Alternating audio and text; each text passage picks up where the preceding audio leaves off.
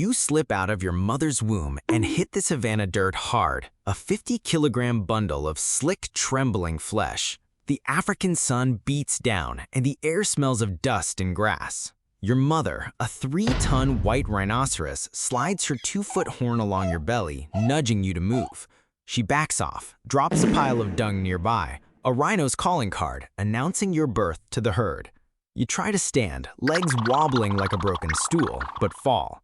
She lowers her head again, using her horn to hoist you up, guiding you to balance. You stand, shaky but upright, nearly the weight of a small human adult. An older calf charges from the side, testing your strength. You're too small to fight back, but your mother steps in, her massive body a wall of muscle and hide. The calf snorts and retreats, deciding you're not worth the trouble. You press close to her, drinking her milk, its warmth filling your empty gut. The other females in the crash, the rhino equivalent of a click, stare, their eyes tracking your every move.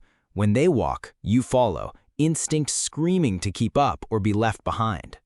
Months pass, and you're still suckling, but curiosity pulls you to the grass. You tug at the blades, mimicking your mother's endless grazing. She chews grass, twigs, even bark, her gut's bacteria breaking it all down. Yours isn't ready. The fibers are tough, sour, and your teeth ache from the effort. You swallow more air and dust than food. Older calves, bigger and stronger, rip through the thickest stalks without a glance.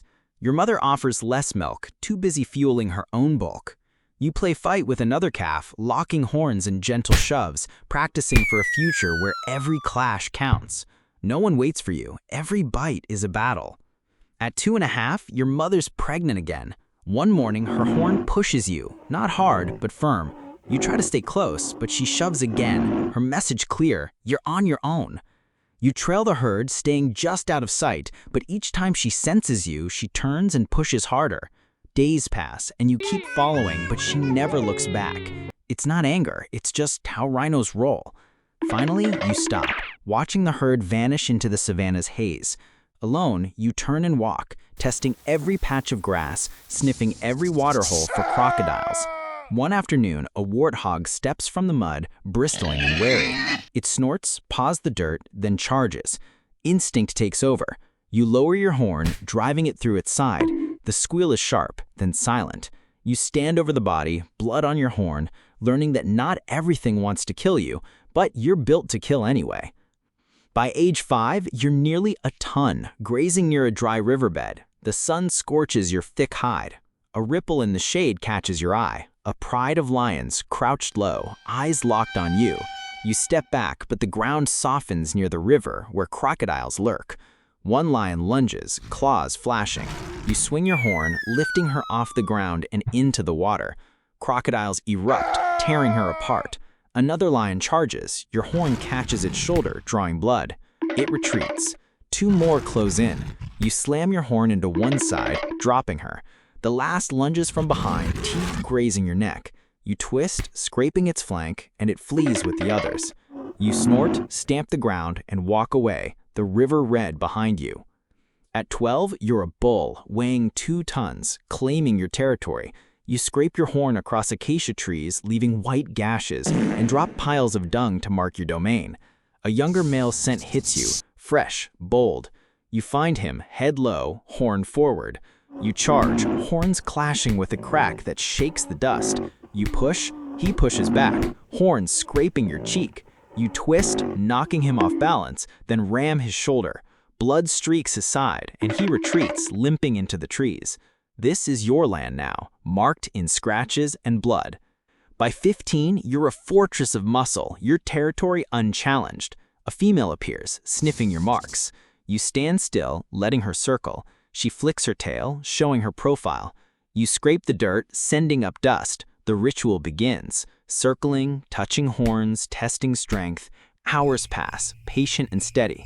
She stops beside you, accepting your presence. When she leaves, you don't follow. You mark another tree, drop another pile, and keep moving, king of your patch of savanna. At 25, you're grazing alone at dawn, tearing dry grass. You don't see the poachers in the trees, their rifles glinting.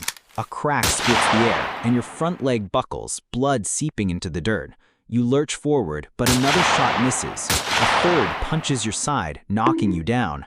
Your breath rasps, heavy and ragged. The men approach, one kneeling by your head. His knife saws at your horn, scraping through skin and bone. The pain is dull, your body too weak to resist. The horn snaps off, stuffed into a canvas bag.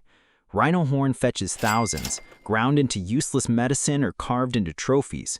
They leave you in the dust, flies crawling over your wounds. The savanna grows quiet as your breath slows. You don't rise again, just another casualty of a world that values your horn more than your life.